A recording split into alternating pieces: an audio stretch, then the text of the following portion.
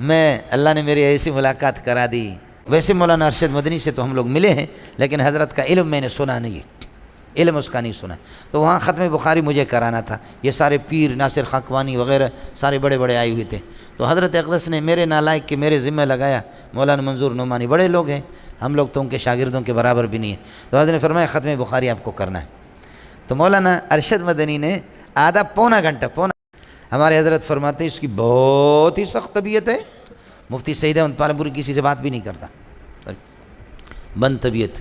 آپ بات کریں گے تو ارے بھائی کام کی باتیں تو کرو، نہیں تو خاموش رہو. بہت غصے والا ہے. ارے بھائی کام کی باتیں تو کر لو ورنہ خاموش رہو.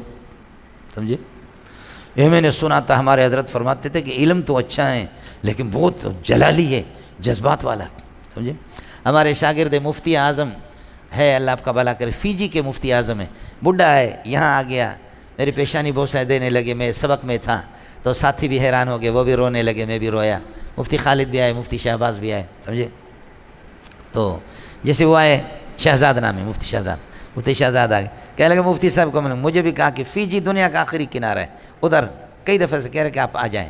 میں نے کہا 36 گھنٹے جہاز کو لگتا ہے، میں آ کر فیجی میں آ کر کے کیا کریں گے. سمجھے؟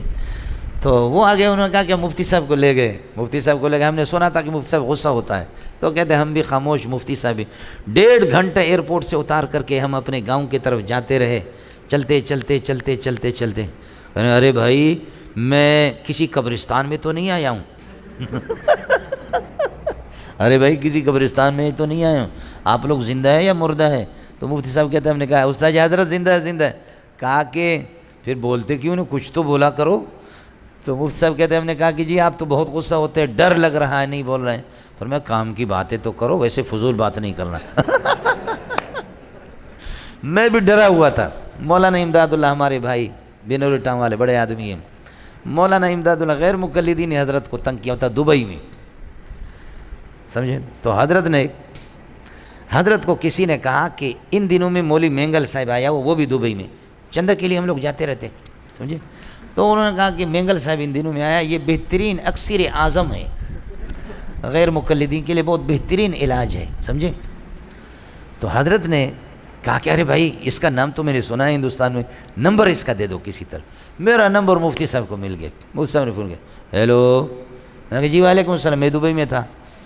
ہیلو. میں نے کہا کون؟ سعید احمد. میں نے کہا جی پہچانا نہیں. سعید احمد. کون سا سعید احمد؟ پالم پوری. میں نے کہا جی پہچانا نہیں. سمجھے؟ پالم پوری خادم دارالعلوم دیوبند. سمجھے؟ میں نے کہا اچھا وہ صاحب تحفۃ العلمی، تحفۃ البخاری. سمجھے؟ یہ اس کے آپ مصنف ہے. سمجھے؟ تو تحفۃ القاری. تو کہا ہاں ایسے ہی سمجھ لو، ایسے ہی سمجھ لو. ارے بھائی باتیں چھوڑو، یہ بتاؤ تو کدھر ہے، ہم آپ سے ملنے کے لیے آ رہے ہیں. میں نے کہا میں طالب علم اور آپ آ جائیں. آپ حضرت کہاں ہے، ٹیلی فون دے دو کسی کو. اور وہ ہمارے ڈرائیور کو سمجھائے، میں بھی سفر پہ تھا تو ہم لوگ وہاں گئے. سمجھے؟ یہ اس طرح سیدھا بیٹھا تقریباً 2 گھنٹہ ہم لوگ گپ شپ لگاتے رہے. الحمدللہ علمی باتیں، صفات باری تعالی گفتگو ہو گئی بہت سے مسائل میں. کہ نام تو بہت سنا تھا، بڑی خوشی ہوئی، بڑی خوشی. میں نے دیکھا کہ توا گرم ہے، روٹی لگاؤ، روٹی لگاؤ. میں نے کہا حضرت مجھے اجازت حدیث دے دو. فرمانے لگے ارے بابا بہت چالاک ہو، قسم خدا کی میں نے ارادہ کیا تھا کہ آپ سے اجازت لے لوں. یہ سند میں لکھا ہے، آپ کو میں دکھاؤں گا. اگر کروڑ روپے آپ مجھے دیں گے وہ سند میں آپ کو نہیں دوں گا. سمجھے؟ اور وہ کسی کو سند میں نہ دیتا بھی نہیں. تو فرمایا کہ بڑی چالاکی کی. میں نے کہا حضرت دیوبند والوں کو ہمیں اجازت دے دیں، ہمارے جیسے نالائق لوگ. تو پھر فرمایا کہ میں آپ کو خوب جانتا ہوں، ہندوستان سے جانتا ہوں، لیکن یہ ہے کہ ایک امانت علمی ہے، اللہ کی طرف سے ذمہ داری ہے. میں نے آپ کا امتحان لیا، 2 گھنٹوں سے ہماری بس علمی گفتگو ہو رہی ہے. امتحان تو ہو گیا لیکن پھر بھی 25 साल कम अज़ कम किसने हदीस पढ़ाई हो तो फिर हम उसको इजाज़त। मैंने कहा 25 साल मैंने नहीं पढ़ाई है, लेकिन मैंने सारी किताब। कहते हैं आपके लिए कोई मसला नहीं है, लेकिन सिर्फ इबारत पढ़ो। बाबु माजा फ़ी कराहियतिल बौल फ़िल मुख्तसर। फिर यहाँ पर अशाइरा, मातुरीदिया, मुअतज़िला और इसी तरह फ़लासिफ़ा, चारों मज़हब में रब्बुना अल्लाहु ला शरीक लहू। यहाँ मज़ाहिब पूछे, रब ने करम ये किया, मेरे ज़हन में मुझे मुस्तहज़र थी, वो मैंने बता दिया। उसके बाद बुखारी की 3-4 सफ़ा इबारत पढ़ी, जो सनद लिखी है, वाह वाह, समझे, बहुत प्यारी सनद लिखी, बहुत प्यारी सनद, दिल खोल। इसलिए आपको मालूम होनी चाहिए मुझे देवबंद की इजाज़त है। हमारे शेख फरमाते हैं उस्ताद सलीमुल्लाह खान रहमतुल्लाह अलैह कि मेरे उस्ताद जी का बेटा भी अल्हम्दुलिल्लाह मदनी है, अल्लाह आपको मौका दे दे, अरशद मदनी आ जाए, उससे बेअत करो। ये कराची के पीरों की तरह नहीं है मौलवी साहब, समझे, बहुत मजबूत इल्म के मालिक है।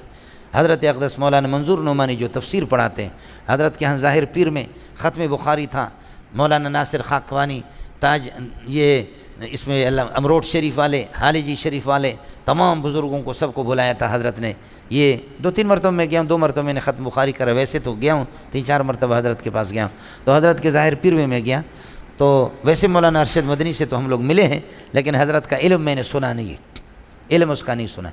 तो वहाँ ख़त्म बुखारी मुझे कराना था। ये सारे पीर, नासिर खाकवानी वग़ैरह सारे बड़े बड़े आए हुए थे।